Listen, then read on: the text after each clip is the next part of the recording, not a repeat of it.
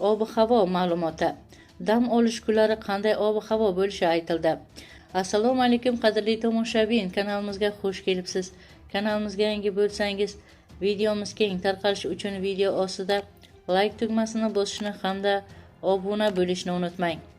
O'zbekistonda joriy yilning 25 va 26 aprel kunlari quruq ob-havo bo'ladi. Bu haqda O'zgidromet e'lon qilgan prognozida keltirgan.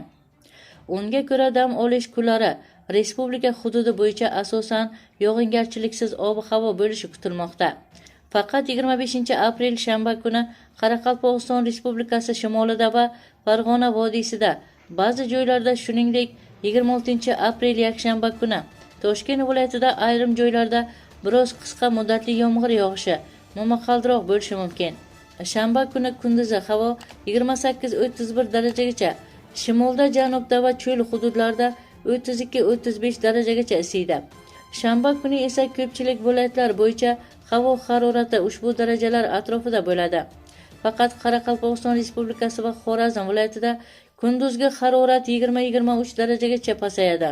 Faqat Qoraqalpog'iston Respublikasi va Xorazm viloyatida kunduzgi harorat 20-23 darajagacha, Buxoro va Navoiy viloyatlarida esa 25-28 darajagacha pasayadi. 24-25 aprel kunlari shimolda va cho'l hududlarda, 26 aprelda esa respublika bo'yicha ba'zi joylarda shamol tezligi 15-20 metr sekundgacha kuchayishi, ayrim joylarda chang to'zonlar bilan kuzatilishi mumkin. Toshkentda shanba kuni yog'ingarchilik kutilmaydi. Yakshanba kuni esa kunning ikkinchi yarmida qisqa muddatli yomg'ir yog'ishi momaqaldiroq bo'lishi mumkin. Shamol tezligi 10-12 metr sekundgacha kuchayadi. Dam olish kunlari havo harorati 27-30 daraja atrofida bo'ladi. Harorat asosan kechalari 14-17 daraja bo'ladi. Qadrli tomoshabin, sizga yetkazmoqchi bo'lgan xabarlarimiz shundan iborat edi.